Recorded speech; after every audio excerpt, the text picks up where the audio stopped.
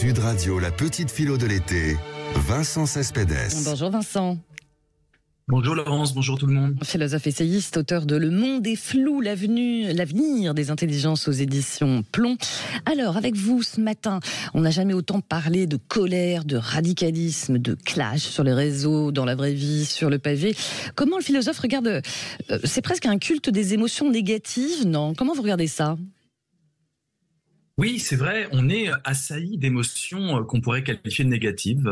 On a du danger, on a de la mort, on a de la guerre, on a des accidents et on a des alertes rouges, oranges qui nous signalent que la vie est potentiellement dangereuse. Moi, ce que je vois, c'est que c'est une réflexion sur l'être humain. Oui. On peut généraliser l'être humain. L'être humain, c'est quoi?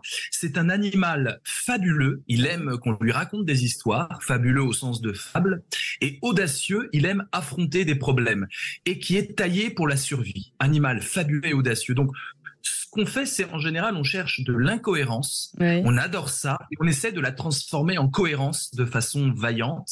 Mais on oublie aussi une chose, on cherche aussi de la cohérence pour essayer de la transformer en incohérence. On aime se créer aussi des problèmes. Ouais, mais est-ce que l'animal français, parce qu'on dit souvent, tiens, les colères françaises, bien françaises, on est en ronchon, etc. Vous croyez que ce sont des humeurs bien françaises, ça, ou pas? En tout cas, c'est ce qui paraît quand on écoute un peu comment les Français sont perçus à l'international. Ouais. On dit souvent qu'on est prompt à la révolte, aussi à ne jamais être content, ne jamais être satisfait. C'est vrai que c'est une marque de fabrique, en tout cas.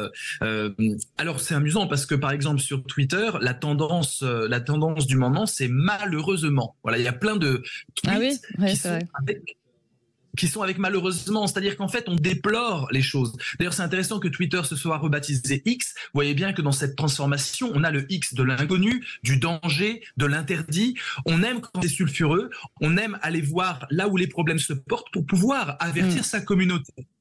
On fait le malin dans le groupe de parole lorsqu'on dit il arrive quelque chose de dangereux. Vous êtes sûr de monopoliser l'écoute, c'est extrêmement important. Ouais, être écouté. Est-ce que la colère, ça donne l'impression d'être plus écouté? Alors évidemment, on parle des réseaux qui amplifient la colère. On a l'impression que c'est le moteur d'expression. Voilà, on est plus écouté quand on balance. Bien sûr, si la vie est une vaste pièce de théâtre, on préfère de loin les tragédies aux comédies qui restent dans la pénombre. Donc la tendance générale, c'est de surfer sur les vagues de colère, de radicalisme, d'indignation. Ce que font les politiques aussi, d'ailleurs.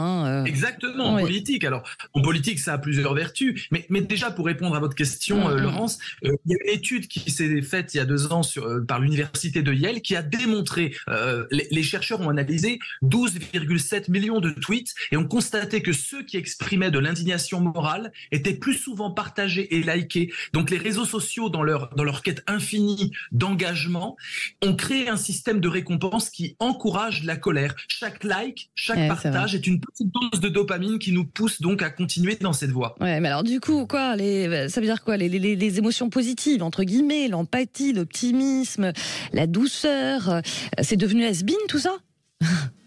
Alors, ce n'est pas has-been, on aime ça, mais ça se partage moins. Et il y a tout un système algorithmique qui fait que le partage, c'est plutôt les signaux d'alerte.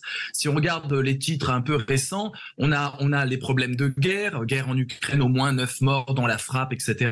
On a les problèmes au Niger, au Sénégal, avec des putschs, avec des opposants qui sont arrêtés. On a la Coupe du monde de football où on se demande pourquoi il y a toujours aussi peu de femmes entraîneuses. Donc là, on est dans le registre du scandale, de l'injustice. On a les alertes météo, des règlements climatiques, oui, c'est sûr. Ça va mal. Donc c'est anxiogène, tout ça, les canicules.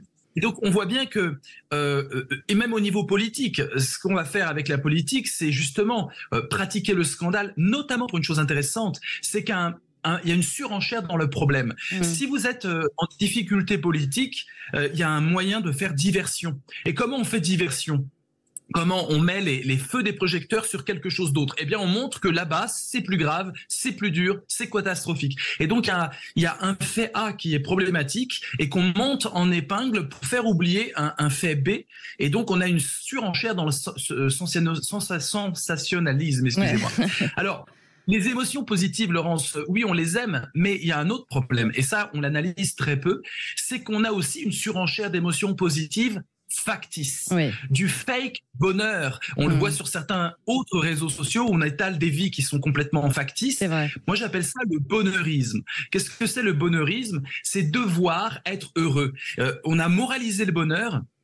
Et du coup, nous sommes pris en étau entre deux choses, un catastrophisme permanent et un bonheurisme qui finalement dit youpi, youplaboum, la vie est belle, mais qui est totalement factice. Ouais, et donc, il faut qu'on trouve une troisième voie. La fameuse troisième voie. Troisième voie, on n'en a jamais autant parlé durant cette année politique, avec la bataille des retraites, les manifestations écologistes, le radicalisme, gauche radicale, droite radicale.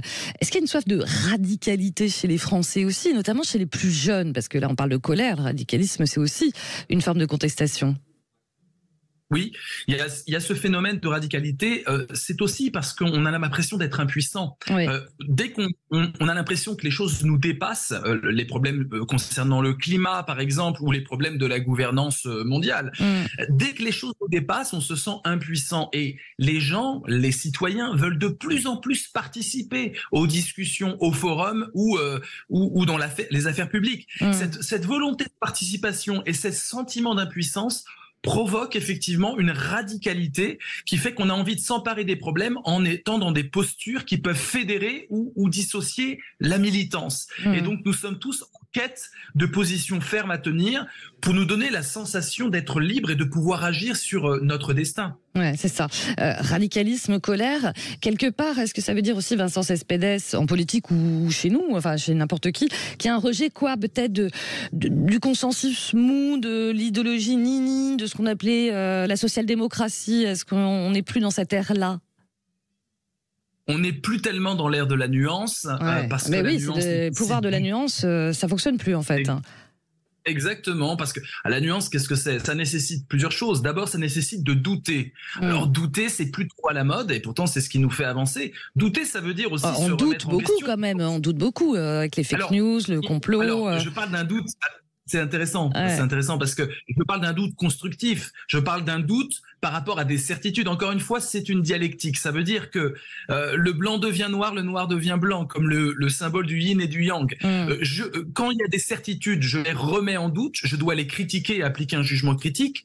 Quand il y a trop de doutes et trop d'angoisse, j'ai besoin de certitudes et j'ai besoin finalement soit de créer du flou à partir de ce qui est clouté, soit de clouter ce qui est flou. Et donc dans cette dialectique-là, il y a une solution. Pour moi, la troisième voie, c'est de devenir créatif ensemble, de fabriquer ensemble de la cohérence et de l'incohérence. Le grand problème, c'est qu'on est isolés derrière nos écrans. Nous sommes isolés les uns des autres. Nous n'arrivons plus à créer du nous. Mais si nous mettons les problèmes sur la table, nous devons aussi essayer de les régler ensemble. Alors ça peut déjà commencer. Ne pas être passif par rapport aux bonnes nouvelles factices et aux mauvaises nouvelles, et donc utiliser les ressorts des interactions en ligne, orchestrer les voix de manière harmonieuse et réveiller en nous les potentialités créatives. Nous ne sommes pas des consommateurs des nouvelles, nous les produisons également et nous pouvons les produire ensemble. Et c'est à mon avis la seule solution, c'est finalement de repolitiser les discours, politiser au sens de destin commun, de destin collectif, et de se dire finalement que si nous sommes des animaux de troupeau, comme le disait Aristote, il faut que le troupeau soit cohérent et œuvre pour sa liberté. Parce que si nous sommes perméables comme ça aux mauvaises nouvelles, c'est parce qu'en fait, nous déléguons notre liberté aux experts, à des gens qui vont décider pour nous. Et donc, il faut qu'on se réapproprie notre propre liberté, et ça se fera de façon collective. C'est le mot de Camus, hein, je me révolte, donc nous sommes. Et nous sommes restés à la première partie de la phrase, hein, je me révolte, d'accord, mais après, il faut que les révoltes deviennent commune. C'est tout l'enjeu du XXIe siècle, selon moi. Et ben voilà, ce sera le mot de la fin. Merci beaucoup pour vos lumières, Vincent Cespedes. Merci, Laurence. Merci pour votre, bien sûr, le week-end prochain pour la petite philo de